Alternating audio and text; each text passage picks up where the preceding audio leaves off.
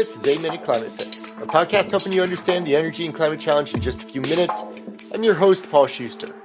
The world is becoming smarter. No, I'm not talking about us as individuals. I'm not sure that's happening yet.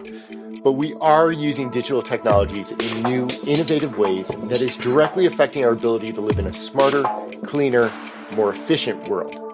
One area where digital technology is helping us reduce emissions and affect change is in our large cities.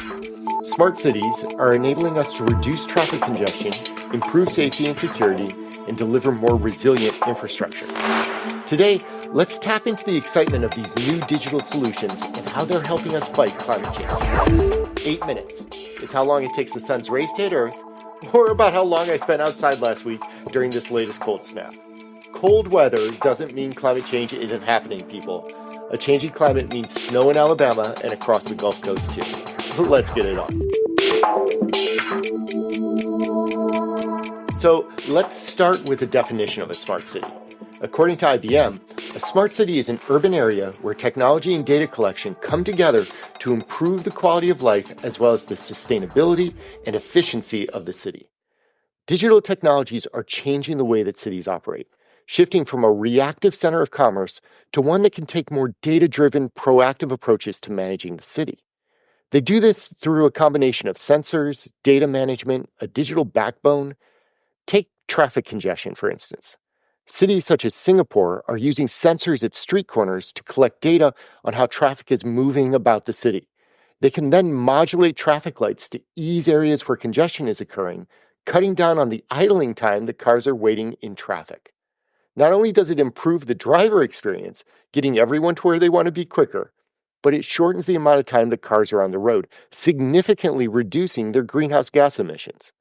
Singapore has had a smart traffic system in place for years and is widely hailed as one of the least congested cities in the world.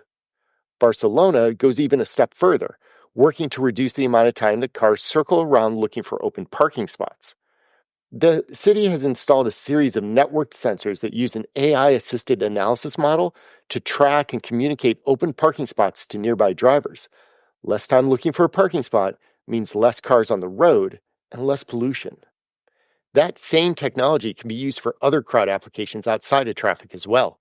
For instance, NTT Data has been working with the city of Las Vegas on smart city solutions that monitor event crowds, enabling faster dispersal of those crowds from major events. And anyone who has spent a couple of hours stuck in a parking lot waiting to get out of a concert or football game can tell you how valuable crowd management can truly be. Other cities are using these sensors to track other data to improve quality of life as well. For instance, gunshot detection systems can register the sound of firearms in a local area and deploy law enforcement far faster than a 911 or citizen call may be able to. And systems measuring temperature or other environmental factors can help authorities respond to potential issues proactively to keep residents safe. And then other cities, such as San Francisco, are deploying smart city technology in ways to improve such mundane tasks as waste pickup. By installing sensors on bins, the city is able to dynamically adjust pickup schedules based on weather and how full trash bins are around the city. Instead of a fixed schedule for collection, the city can be far more efficient in addressing full bins, cutting down on the amount of time garbage trucks roam the city, all while delivering a superior service to their residents. It's this combination of dynamic, interconnected data coupled with powerful AI models of analysis that can help cities more effectively manage the flow of life within their borders. But while the preceding examples are exciting in showcasing the promise of smart city technology, we've really only begun to tap the surface on how these digital tools can improve our quality of life, which means that municipalities considering deploying smart city infrastructure, they're still at the front edge of a rapidly evolving market. In order to realize the value of these new tools, smart city solutions need to consider a few things before deployment. For instance, the importance of stakeholder involvement. Collecting this massive amount of data can come across as intrusive if not handled properly. Ensuring that only the necessary relevant data for the issue at hand is being collected, and that processes exist to analyze and then immediately discard the data, they can go a long way towards alleviating public concerns on whether their private data may be at risk. Similarly, The security of such an integrated system needs to be of paramount importance. Cities need to carefully implement robust cybersecurity measures to protect the sensitive information and retain public trust. Starting small may be the best way to approach a project like this. Pilot programs focused on narrow geographies or certain events can enable both the city and their IT integrator to test and monitor the effectiveness of the system. Issues will arise, and addressing them in a smaller project can enable a larger scaled effort to succeed. And it's when these larger efforts are rolled out that true environmental and quality of life benefits begin to materialize. Successful municipalities don't design their smart city applications for just one or two process flows, though. Frankly, we know that there are some smart city use cases that can be rolled out successfully right now. Traffic congestion, crowd control, all the examples that I gave before.